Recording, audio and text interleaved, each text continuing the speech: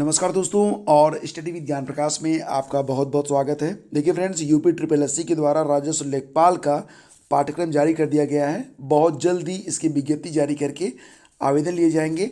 परीक्षा में आपको अधिक समय नहीं मिलेगा, जनवरी में तो नहीं लेकिन फरवरी में यह परीक्षा हो सकती है। इसके पहले 2015 में राजस्व लेखपाल की परीक्षा हुई थी और तब ये परीक्षा यूपी ट्रिपल एससी ने नहीं करवाई थी। जो लेटेस्ट सिलेबस है, जो वर्तमान में जारी किया गया है यूपी ट्रिपल एससी के द्वारा, और इसके पहले जो सिलेबस था उसमें कोई अधिक बदलाव आपको देखने को नहीं मिलेगा। हाँ, परीक्षा में जो प्रश्न पूछे जाएंगे उसमें कुछ परिवर्तन आपको देखने को मिल सकता है। तो जो सिलेबस वर्तमान में जारी किया गया है, इसी सिलेबस पर पुरानी परीक्षा भी करवाई गई थी। पुरानी परीक्षा 2015 में जो हुई थी और जो परीक्षा होने वाली है उसमें मूलभूत डिफरेंस यही है कि इंटरव्यू 2015 में था, जिसे 2021 में हटा दिया गया। और प्रश्न तब भी 100 ही पूछे गए थे, वर्तमान में भी 100 प्रश्न हैं। हाँ, तब 100 प्रश्नों के लिए 80 नंबर यहाँ पर निर्धारित थे, जिसे अब 100 अंक कर दिया गया क्योंकि इंटरव्यू को हटा दिया गया है। समय 1.5 घंटे का मिला था तब, और अब इसे 2 घंटे का कर दिया गया है। अब यहाँ पर जो प्रश्न आपके सामने आएंगे उनको आपको ध्यान से देखना चाहिए, और जो पैटर्न यहाँ पर आपको मिलेगा उस पर मैं आपको थोड़ा सा मॉडिफिकेशन भी दूंगा कि आपको किस पैटर्न पर तैयारी करनी है। तो पूरा वीडियो बहुत ही इंपॉर्टेंट है, ध्यान से देखिएगा। महत्वपूर्ण जानकारियाँ आपको वीडियो के डिस्क्रिप्शन में मिल जाएंगी, तो पूरा वीडियो देखने के बाद एक बार जाकर आप डिस्क्रिप्शन चेक कर लेना। तो आइए स्टार्ट करते हैं। और हाँ, एक बात और भी, तब नेगेटिव मार्किंग नहीं थी, इस बार नेगेटिव मार्किंग भी होगी। और बाकी की जो चीज़ें थी वो यथावत हैं। जो अनुदेश आपको मिलेंगे परीक्षा के लिए उसका पालन आपको करना है, तो पुराने अनुदेश का कोई मतलब यहाँ पर नहीं निकलता है। अब देखते हैं, सबसे पहले बात करते हैं हिंदी के बारे में। तो हिंदी से संबंधित 25 प्रश्न पूछे गए थे। प्रश्नों को देखिए, उनके उत्तर मैं आपको बता रहा हूँ। देखिए, यहाँ पर प्रश्न संख्या 1 और 2 में लिखित लोकोक्तियों और मुहावरों के सही अर्थ चुनकर लिखने थे। तो खिसियानी बिल्ली खंबा नोचे, मतलब किसी बात पर शर्मिंदा होकर क्रोध करना, तो विकल्प डी इसका यहाँ पर करेक्ट है। काठ की हांडी बार बार नहीं चलती है, मतलब छल कपट का व्यवहार हमेशा नहीं चलता है, इसका भी ऑप्शन डी करेक्ट था। इसके बाद देखिए, प्रश्न संख्या 3 और 4 में लिखित शब्दों के विलोम आपको चुनने थे। तो यहाँ पर विलोम जैसे कि क्रिस है, क्रिस का क्या हो जाएगा, हुष्ट पुष्ट हो जाएगा। अल्पज्ञ का सर्वज्ञ, और खूंटी शब्द का बहुवचन बताइए। तो खूंटी शब्द का बहुवचन क्या था, ऑप्शन सी यानी कि खूंटियाँ। अब यहाँ पर देखिए, जो क्वेश्चन पेपर आपके सामने है इसमें कुछ प्रश्नों पर टिक लगे हुए हैं, लेकिन ध्यान से जो उत्तर मैं आपको बता रहा हूँ उस पर फोकस करिएगा। निम्नलिखित अनेकार्थी शब्द का दूसरा अर्थ बताइए। अज अजन्मा का जो दूसरा अर्थ होगा वो ईश्वर होता है। और कौन सा शब्द वर्तनी की दृष्टि से शुद्ध है। तो यहाँ पर देखिए, वर्तनी की दृष्टि से जो शब्द शुद्ध हैं उनको चुनना था, जैसे कि प्रतिनिधि, विकल्प ए आपका यहाँ पर करेक्ट है। और उसके बाद अगला क्वेश्चन पूछा गया था कि विद्यालय में जलपान को उत्तम प्रबंध है, कोई त्रुटि नहीं। तो यहाँ पर आपको यहाँ पर देखिए दिया गया था ए बी, ए सी और ए डी। तो यहाँ पर जलपान का होता है, मतलब ऑप्शन बी इसका होगा, क्योंकि बी में यहाँ पर त्रुटि है। मुझे रेलगाड़ी में यात्रा करना अच्छी लगती है, कोई त्रुटि नहीं, ये कहा जा रहा है। तो रेलगाड़ी में यात्रा करना अच्छा लगता है, अच्छी थोड़े लगता है, तो ऑप्शन सी यहाँ पर आपका उत्तर हो जाएगा। निम्नलिखित में कौन सा शब्द तत्सम है।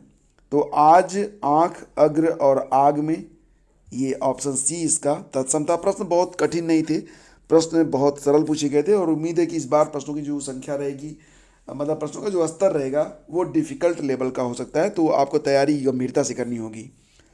प्रश्न संख्या 11 और 12 में निम्नलिखित वाक्यों के लिए एक शब्द चुनिए। पर्वत की तलहटी को क्या कहते हैं, उपत्यका कहते हैं, तो विकल्प डी इसका करेक्ट था।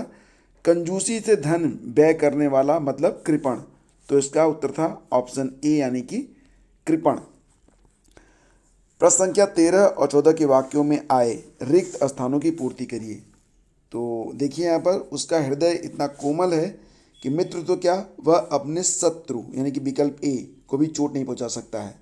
देश रक्षा के लिए प्रत्येक नागरिक को, यहाँ पर प्रबुद्ध और संबद्ध तो होगा नहीं, उद्यत और उद्धृत दिया गया था, तो सही जवाब उद्यत होगा, ऑप्शन डी। इसके बाद देखिए, अरविंद शब्द का पर्यायवाची शब्द बताइए। तो आप समझ सकते हैं कि प्रश्न बहुत ही सरल पूछे गए थे। अरविंद मतलब यहाँ पर कमल होता है।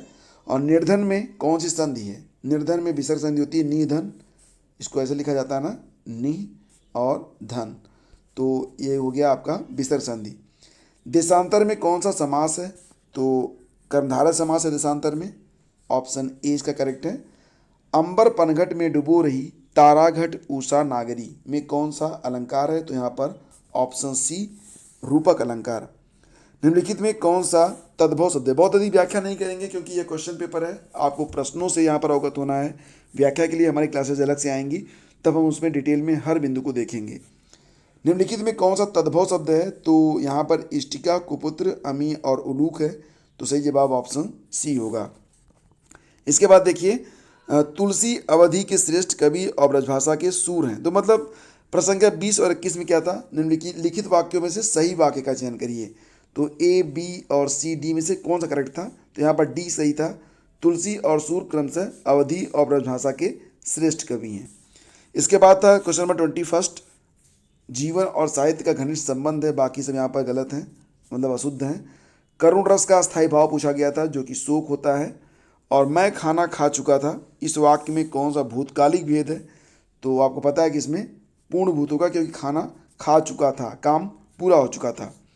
राजा सेवक को कंबल देता है, वाक्य में रेखांकित पद में कौन सा कारक है? अब सेवक को देता है ना, मतलब संप्रदान कारक, तो यहाँ पर कर्ता कारक, कर्म कारक और संबंध कारक दिया गया है। तो इसका जो सही जवाब होगा वो क्या हो जाएगा? इसका सही जवाब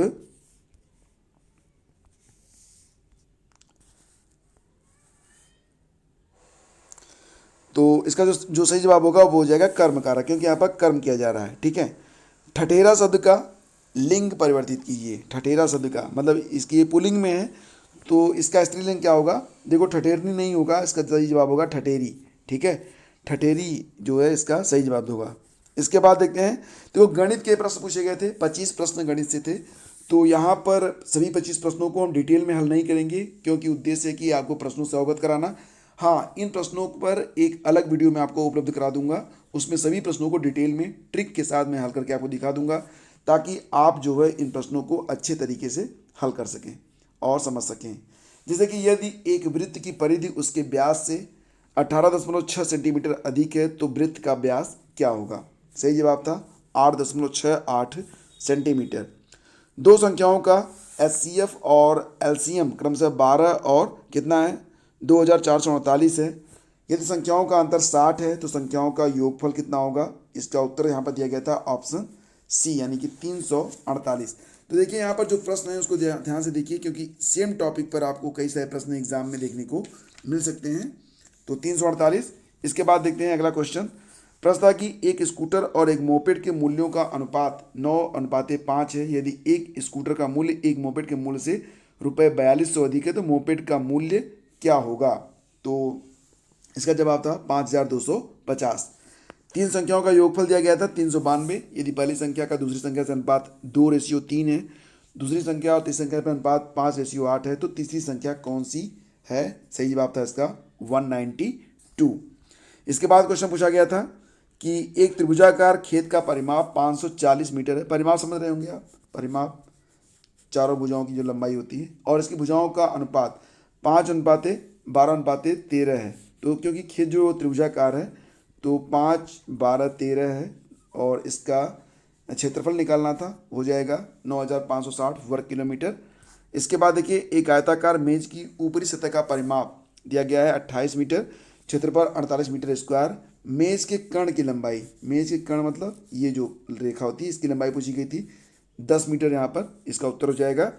और एक त्रिभुज का परिमाप 30 सेंटीमीटर है, इसका क्षेत्रफल 30 सेंटीमीटर स्क्वायर है। यदि त्रिभुज की सबसे बड़ी भुजा की लंबाई 13 सेंटीमीटर है, तो त्रिभुज की सबसे छोटी भुजा क्या होगी? और इसका उत्तर था यहाँ पर 5 सेंटीमीटर। ठीक है, 5 सेंटीमीटर, यानी कि विकल्प ए यहाँ पर करेक्ट है। एक पहिए की त्रिज्या 21 सेंटीमीटर है, 792 मीटर की दूरी तय करने में कितने चक्कर लगाने होंगे? तो देखो, यहाँ पर आपको परिधि ज्ञान कर लेनी थी। परिधि ज्ञान करने के बाद आपको जो है 792 से उसमें क्या करना था, जो 792 मीटर है, परिधि से उसमें भाग दे दोगे तो आपको पता चल जाएगा, 600 आएगा इसका उत्तर। और इसके बाद क्वेश्चन नंबर 34 था। प्रश्न था कि किसी काम में एक पुरुष एक महिला से दुगना तेज है, मतलब दुगना तेज मतलब 2 महिलाओं के बराबर वो काम कर रहा है, और एक महिला एक लड़के से दुगनी तेज है।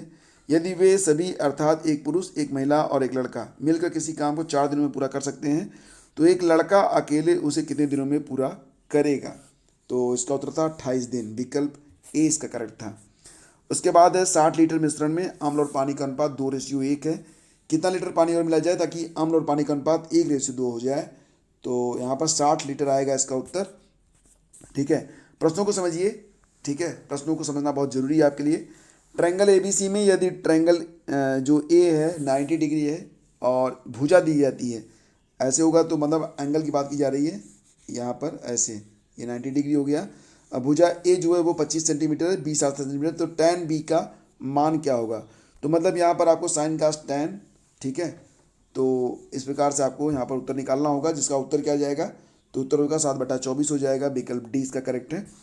यदि किसी धनराशि पर ब्याज 1 पैसा प्रति रुपया प्रति माह हो तो वार्षिक ब्याज दर का प्रतिशत क्या होगा?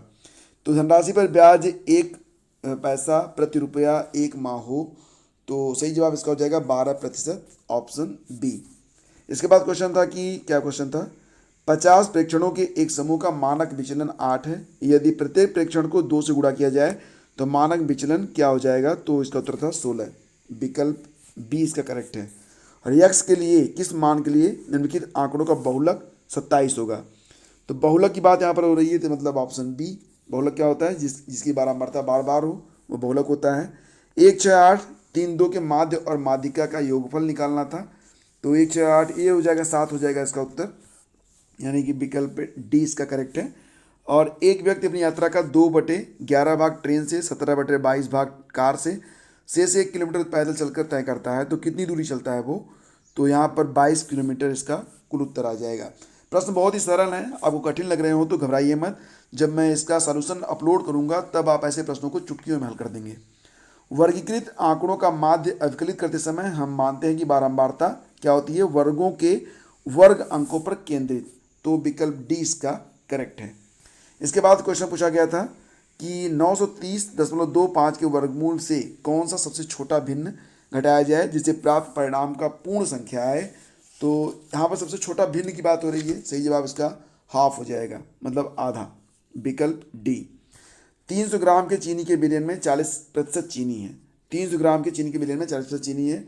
इसमें कितनी चीनी और मिलाई जाए कि विलयन में चीनी 50% हो जाए? तो सही जवाब होगा इसका 60 ग्राम। विकल्प ए। इसके बाद क्वेश्चन पूछा गया था कि किसी संख्या में 8% जोड़ने और 3% घटाने से प्राप्त संख्याओं के बीच का अंतर 407 है, तो मूल संख्या कौन सी है? तो 3700 इसका उत्तर। और इसके बाद 5 सही 3/4, 4 सही 4/5 और 7 सही 3/8 के योगफल में कौन सा भिन्न जोड़ा जाए ताकि परिणाम एक पूर्ण संख्या आए? सही जवाब 3/40 है। क्वेश्चन पूछा गया था यहाँ पर कि कोई व्यक्ति ₹8 में 10 वस्तु खरीदता है और उन्हें 1.25 प्रति वस्तु की दर से बेचता है। तो ₹8 में 10 वस्तु खरीदता है और उन्हें बेचता है ₹1.25 में। प्रतिशत लाभ, उसको लाभ तो हो रहा है, कितना हो रहा है? 56.5, मतलब 56 सही 1/4%। तो ऑप्शन बी इसका करेक्ट होगा। और बजट से पहले किसी कार की कीमत 30% बढ़ाई जाती है, बजट में फिर 10% बढ़ाई जाती है। कार की कीमत में कुल वृद्धि कितनी हो गई? तो यहाँ पर देखो 30% और 10%, 40% तो बिल्कुल नहीं होगा। सही जवाब होगा इसका 43%, ऑप्शन ए इसका करेक्ट है। ठीक है। और यदि 27 पे घात यस बराबर 9/3 पे घात यक्स, तो 1/x/4 का मान क्या होगा? तो इसका जवाब था ऑप्शन डी, यानी कि 16। इसके बाद क्वेश्चन पूछा गया था कि कोई धनराशि साधारण ब्याज पर 10 वर्षों में अपनी दुगुनी हो जाती है, ब्याज की दर कितनी है? 10%। तो यहाँ पर ऑप्शन ए करेक्ट है। तो देखो यहाँ पर जो प्रश्न आपके सामने आए हैं, मैंने सिर्फ उनकी जो व्याख्या आपको उपलब्ध करवा दी है। व्याख्या नहीं, सिर्फ उसका आंसर आपको उपलब्ध करवा दिया है। व्याख्या आपको मिल जाएगा हमारे नेक्स्ट वीडियो में। तो मैं सोच रहा हूँ कि यहाँ पर जो आपको पूरा सिर्फ क्वेश्चन पेपर दिखाया जाए और उसका आंसर बता दिया जाए, ताकि आप समझ सकें कि किस प्रकार के प्रश्न पूछे गए थे और किस प्रकार के प्रश्नों की अपेक्षा आपको करनी चाहिए जो नेक्स्ट एग्ज़ाम होने वाला है। सामान्य जानकारी पे आते हैं। कुल मिला के 25 प्रश्न थे इससे। केंद्र सरकार के विकास व्यय में शामिल नहीं है। तो यहाँ पर देखो, सामाजिक और सामुदायिक सेवाओं पर व्यय, राज्यों के लिए अनुदान, आर्थिक सेवाओं पर व्यय। तो सही जवाब ऑप्शन सी था, ये विकास व्यय में शामिल नहीं होता है। हमारे रुधिर में ऑक्सीजन का परिवहन एक प्रोटीन द्वारा होता है और इसको कहते हैं हीमोग्लोबिन। अंतर्राष्ट्रीय गमन यानी कि माइग्रेशन तो माइग्रेशन क्या है? लोगों के बीच में लोगों का संचलन, देशों के बीच में लोगों का संचलन, यानी कि विकल्प ए इसका यहाँ पर करेक्ट है। अंतर्राष्ट्रीय गमन माइग्रेशन है, देशों के बीच में लोगों का संचलन। और सॉफ्ट बैंक, अब ये तो कोई इंपॉर्टेंट नहीं है लेकिन प्रश्न देख लो, क्योंकि ऐसे प्रश्नों को आपको तैयार कर लेना चाहिए। सॉफ्ट बैंक के बारे में क्वेश्चन पूछा गया था कि और फॉक्सकॉन टेक्नोलॉजी ग्रुप ने एक संयुक्त उपक्रम एसबीजी क्लीन टेक बनाया है जो ग्रीन एनर्जी प्रोजेक्टों में 10 वर्षों में लगभग 20 बिलियन का निवेश करेगा। तो ये भारतीय एंटरप्राइजेज है, ऑप्शन डी इसका यहाँ पर करेक्ट है। नेपाल भूकंप त्रासदी के दौरान भारत सरकार द्वारा संचालित किए गए बचाव कार्यों यानी रेस्क्यू ऑपरेशन को कौन सा नाम दिया गया? तो ये ऑपरेशन मैत्री था। तो जो भी ऑपरेशन चलाए गए हैं कोविड के काल में, उसके बारे में भी आप जानकारी रखिएगा। लोकसभा चुनावों के लिए उम्मीदवार बनने की न्यूनतम आयु कितनी है? तो लोकसभा, विधानसभा और राज्यसभा सभी को याद रखिएगा। फिलहाल तो लोकसभा के लिए 25 वर्ष होती है, ऑप्शन बी इसका करेक्ट है। इसके बाद देखिए 16 अगस्त 1946 को प्रत्यक्ष कार्रवाई दिवस मनाया गया था। प्रत्यक्ष कार्रवाई दिवस मतलब डायरेक्ट एक्शन डे, ये मुस्लिम लीग ने मनाया था, विकल्प बी इसका करेक्ट है। चौरी चौरा घटना कब हुई थी? ये 5 फरवरी 1922 दिया गया है, 4 फरवरी को हुई थी।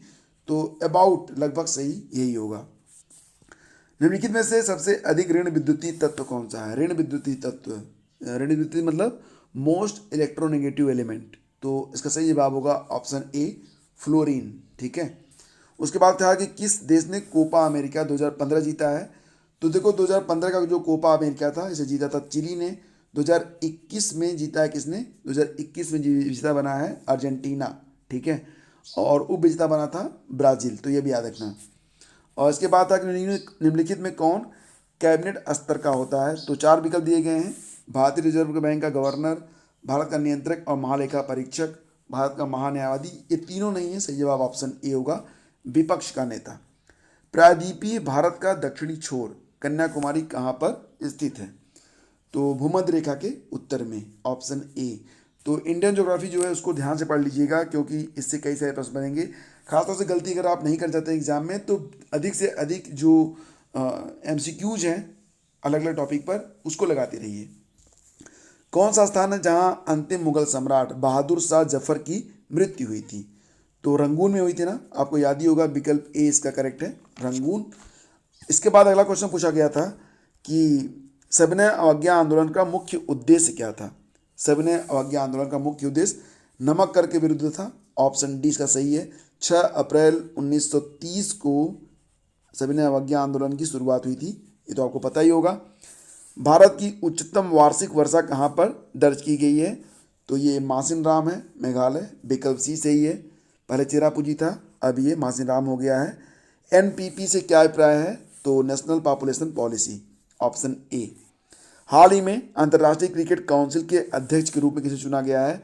तो आईसीसी के अध्यक्ष 2015 में जहीर अब्बास बने थे, तो इसका उत्तर ये था। लेकिन वर्तमान की बात करें तो 2021 में जो सीईओ हैं वो जियोफ एलार्डिस बने हैं। 2021 के आंकड़े भी याद रखिएगा, जो सीईओ हैं वो जियोफ एलार्डिस बने हैं। प्रेसिडेंट कौन है? प्रेसिडेंट हैं ग्रेग बार्कले, वही है ना, ग्रेग बार्कले ही, हाँ। जून 2015 के चौथे सप्ताह में 2 उद्यमियों और अनेक नागरिक निकायों के बीच अपशिष्ट प्रबंध पर समझौता कहाँ पर हुआ था? तो ये असम में हुआ था। 2015 का ये करंट है, तो इम्पोर्टेंट नहीं है लेकिन आपको पता होना चाहिए करंट से सवाल पूछे जा रहे थे और पूछे जाएंगे। उच्छादन, अनावरण, ठीक है, पर किसी पदार्थ का वायु से नमी का अवशोषण करने के गुण को क्या कहा जाता है? The property of substance to absorb moisture from air on exposure is called deliquescence, यानी कि प्रस्वेदन। यहाँ पर ऑप्शन ए आपका उत्तर हो जाएगा। दालें किसका अच्छा स्रोत होती हैं? आपको पता ही है, प्रोटीन्स का, ऑप्शन ए करेक्ट है। इसके बाद क्वेश्चन पूछा गया था कि मथुरा, डिगबोई और पानीपत में जो परिष्करण शालाएँ हैं, द रिफाइनरीज, किसके द्वारा स्थापित की गई हैं? तो इंडियन ऑयल कॉर्पोरेशन लिमिटेड के द्वारा, विकल्प सी इसका आपका उत्तर हो जाएगा। किसको संविधान की आत्मा के रूप में माना गया है? तो यहाँ पर गलती बार बार होती है। देखो यहाँ पर मूल अधिकार जो है ये संविधान की आत्मा कही जाती है, और अगर संविधान का हृदय और आत्मा पूछा जाए तब इसे अनुच्छेद 32 आप मानेंगे, बी आर अम्बेडकर जी ने यही माना था, और संवैधानिक उपचार का अधिकार कहा जाता है अनुच्छेद 32 को। तो यहाँ पर जो उत्तर होगा वो ऑप्शन डी होगा, मूल अधिकार। शतपथ ब्राह्मण और तैतरीय ब्राह्मण सतपथ ब्राह्मण और तैतरीय ब्राह्मण किसके मूल पाठ हैं? मतलब यहाँ पर जो प्रश्न है, सतपथ ब्राह्मण और तैतरीय ब्राह्मण के मूल पाठ हैं, तो यजुर्वेद के, ऑप्शन डी इसका करेक्ट है। अगला क्वेश्चन था कि ढालू सड़क पर पत्थर लुढ़कना ऊर्ध्व ऊपर की ओर उठाने से अधिक आसान होता है, क्यों? तो ये जनरल साइंस का क्वेश्चन है। पत्थर को लुढ़काने में किया गया कार्य इसे उठाने की अपेक्षा कम होता है, यानी कि विकल्प ए इसका यहाँ पर करेक्ट है। और निम्नलिखित में कौन सी समिति ने मूल कर्तव्यों को संविधान में सम्मिलित करने का सुझाव दिया था? सही जवाब है ऑप्शन डी, यानी कि स्वर्ण सिंह समिति। अब बाकी के जो प्रश्न हैं वो ग्रामीण विकास से थे, तो 25 प्रश्न ग्रामीण विकास के थे। आपको आइडिया लग जाएगा कि ग्रामीण विकास में किस प्रकार के प्रश्न पूछे जाते हैं। तो ध्यान से देखिए, स्वच्छ भारत मिशन ग्रामीण के अंतर्गत ग्रामीण क्षेत्रों में शौचालयों के निर्माण के लिए नवंबर 2014 में उत्तर प्रदेश सरकार ने कितने करोड़ रुपए का प्रावधान किया? तो ग्रामीण विकास के लिए जो योजनाएं सरकार द्वारा चलाई जा रही हैं वो बिल्कुल आपको रटा हुआ होना चाहिए। इसका जवाब था 685, हालांकि वर्तमान में संदर्भित नहीं है। भारत की जनगणना 2011 के अनुसार उत्तर प्रदेश का प्रति वर्ग किलोमीटर जनसंख्या घनत्व आपको पता ही है 829 है, सही जवाब। और ये आपको रटा हुआ होना चाहिए क्योंकि भारत की जो जनगणना 2011 की हुई थी उससे क्वेश्चन लगातार एग्जामों में पूछे जा रहे हैं। राष्ट्रीय ग्रामीण पेयजल कार्यक्रम NRDWP के अंतर्गत 2022 तक देश में हर ग्रामीण व्यक्ति को उसके घरेलू परिसरों में या उनके घरों से क्षैतिज या ऊर्ध्वाधर दिशा में 50 मीटर की दूरी से कम पर कितने लीटर प्रति व्यक्ति प्रतिदिन पेयजल उपलब्ध होना चाहिए? तो इसका उत्तर था ऑप्शन डी, यानी कि कुल 70 लीटर। इसके बाद क्वेश्चन था कि उत्तर प्रदेश में 75 जिलों सहित कितने प्रमुख मंडल हैं? बहुत ही बेसिक क्वेश्चन पूछे गए थे, ऑप्शन सी इसका सही जवाब था। इसके बाद क्वेश्चन पूछा गया था कि सामाजिक वानिकी कार्यक्रम का उद्देश्य निम्नलिखित सभी क्षेत्रों में बड़े पैमाने पर वृक्षारोपण है सिवाय नगरीय औद्योगिक संपदाओं के। तो विकल्प बी इसका सही है, ठीक है। इसके बाद क्वेश्चन था कि उत्तर प्रदेश में किस वर्ष में MGNREGA यानी कि मनरेगा का प्रारंभ किया गया था? 2006 में, 2006 में। और क्षेत्रफल की दृष्टि से उत्तर प्रदेश का भारत के राज्यों में कौन सा स्थान है? तो इसका उत्तर हो जाएगा चौथा। कौन सा स्थान हो जाएगा? चौथा। और पहले स्थान पर मध्य प्रदेश, ठीक है, सॉरी, पहले स्थान पर राजस्थान, फिर राजस्थान के बाद कौन सा स्थान आता है? राजस्थान, मध्य प्रदेश, हाँ यहाँ पर राजस्थान हो जाएगा, फिर महाराष्ट्र, फिर मध्य प्रदेश, उसके बाद फिर, ठीक है, तो चौथा। इसके बाद 9वीं पंचवर्षीय योजना, देखो यहाँ पर उत्तर हो जाएगा राजस्थान, मध्य प्रदेश, महाराष्ट्र और फिर उत्तर प्रदेश। तो थोड़ा सा कन्फ्यूजन हो रहा था, ठीक है। सबसे पहले आता है राजस्थान, फिर मध्य प्रदेश, फिर महाराष्ट्र, फिर उत्तर प्रदेश, और इसके बाद गुजरात का स्थान आता है। तो 9वीं पंचवर्षीय योजना जो कि 1997 से 2002 में चली थी, ग्रामीण क्षेत्रों में BPL के लिए, तो ग्रामीण क्षेत्रों में BPL के लिए निश्चित की गई वार्षिक पारिवारिक आय का स्तर क्या है? 83 नंबर क्वेश्चन था, सही जवाब इसका था 28,000 रुपये। तो विकल्प बी इसका करेक्ट था। उत्तर प्रदेश में प्रमुख रेल इंजन संयंत्र कहाँ पर स्थित है? तो उत्तर प्रदेश में प्रमुख रेल इंजन संयंत्र जो है ये फतेहपुर क्षेत्र में स्थित है। इसका सही जवाब ऑप्शन बी हो जाएगा, ठीक है। उसके बाद चलते हैं क्वेश्चन नंबर 85 पर। कुल मिला के 100 प्रश्न पूछे गए थे, तो 100 प्रश्न यहाँ पर देखेंगे हम। तो उत्तर प्रदेश राजमार्ग भू नियंत्रण अधिनियम किस वर्ष में पारित किया गया था? उत्तर प्रदेश राजमार्ग भू नियंत्रण अधिनियम किस वर्ष में पारित हुआ था? 1945 में, यानी कि इसका सही जवाब ऑप्शन सी है, ऑप्शन सी। अंबेडकर विशेष रोजगार योजना के अंतर्गत सामान्य श्रेणी लाभार्थियों के लिए उपलब्ध इकाई लागत प्रतिशतता और अधिकतम आर्थिक सहायता धनराशि क्या है? तो ये इसका जवाब था ऑप्शन ए 25% रुपये 7500, विकल्प ए इसका करेक्ट है। और मध्याह्न भोजन कार्यक्रम यानी कि मिड डे मील प्रोग्राम के अंतर्गत मध्याह्न भोजन के पकाने, परोसने और उपभोग करने में स्वच्छता का ध्यान रखने के लिए जांच पड़ताल कितनी आवृत्ति पर करनी चाहिए? तो ये दैनिक, ठीक है, डेली। इसके बाद है एक ग्राम पंचायत में महिलाओं के लिए कितने प्रतिशत का आरक्षण होना चाहिए? तो 33%, ये तो आप जानते ही हैं। अगला क्वेश्चन पूछा गया था कि उत्तर प्रदेश राज्य के वित्तीय स्वास्थ्य की देखरेख तथा सरकारी लेन देनों में पारदर्शिता लाने के लिए कौन सी वेबसाइट तैयार की गई है? तो कोसवानी वेबसाइट तैयार की गई थी। हालांकि ये वेबसाइट्स अब एग्ज़ाम में नहीं आएगी, लेकिन आपको जो है जो नए नए पोर्टल बन रहे हैं, नए नए ऐप बनाए जा रहे हैं, अब तो ऐप का ज़माना है, तो वो सब आपको पता होना चाहिए। मध्य भारत में 1 बीघा कितने हेक्टेयर के बराबर होता है? तो मध्य भारत में 0.2529 हेक्टेयर, यानी कि विकल्प ए आपका यहाँ पर करेक्ट है। कौन से शास्त्रीय नृत्य रूप का उत्तर प्रदेश में उद्भव हुआ? कौन से शास्त्रीय नृत्य रूप का उत्तर प्रदेश में उद्भव हुआ था? सही जवाब इसका हो जाएगा ऑप्शन सी, यानी कि कथक का। और जमाबंदी से क्या तात्पर्य है? जमाबंदी का मतलब होता है भू अधिकारों के प्रलेख, तो ऑप्शन सी इसका करेक्ट है। इसके बाद क्वेश्चन पूछा गया था कि SGSY का पूर्ण रूप क्या है? तो स्वर्ण जयंती ग्राम स्वरोजगार योजना, ऑप्शन ए इसका करेक्ट है। इसके बाद अगला क्वेश्चन पूछा गया था, किस मंडल को विश्व के उत्कृष्ट कालीन उद्योगों का केंद्र माना जाता है? तो ये तो आपको पता ही है, मिर्जापुर मंडल, ऑप्शन सी इसका करेक्ट होगा। उत्तर प्रदेश में लिंगानुपात वर्ष 2001 में 898 से वर्ष 2011 में कितना पहुंच गया है? तो ये 912 हो गया था, ऑप्शन सी इसका करेक्ट था। उत्तर प्रदेश में किस प्रकार की मिलें सबसे अधिक संख्या में हैं? तो आपको पता ही है, चीनी की मिलें, यानी कि ऑप्शन डी इसका करेक्ट है। फिर क्वेश्चन नंबर 97 पे आते हैं। बीपीएल सूचियों से छूटे हुए बीपीएल परिवारों को लाभ पहुंचाने के लिए कौन सी योजना प्रारंभ की गई? तो यह योजना क्या थी? मुख्यमंत्री महामाया गरीब आर्थिक मदद योजना, यानी कि विकल्प बी आपका करेक्ट है।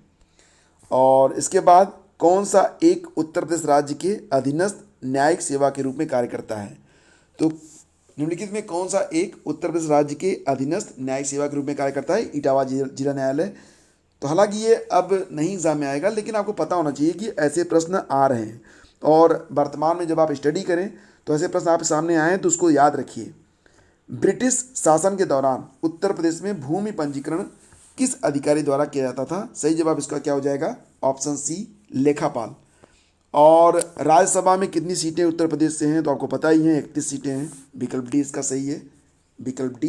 तो दोस्तों ये 100 प्रश्न थे जो कि पिछली राजस्व लेखपाल भर्ती परीक्षा में पूछे गए थे। उम्मीद करता हूँ कि वीडियो से आपको काफ़ी मदद मिली होगी, और डेफिनेटली आपको बहुत फ़ायदा मिलेगा जब आप अपनी तैयारी करेंगे। इस चैनल पर आपको जो है सारे जो टॉपिक वाइज जो आपका पाठ्यक्रम है उस पर टॉपिक वाइज वीडियो आपको अवेलेबल करवाए जाएंगे।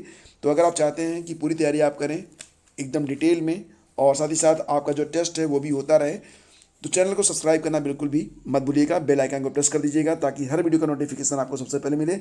और हाँ फ्रेंड्स, सबसे इंपॉर्टेंट ये है कि इस वीडियो को आप लाइक और शेयर जरूर कर दिया करें। बहुत बहुत धन्यवाद, थैंक यू सो मच।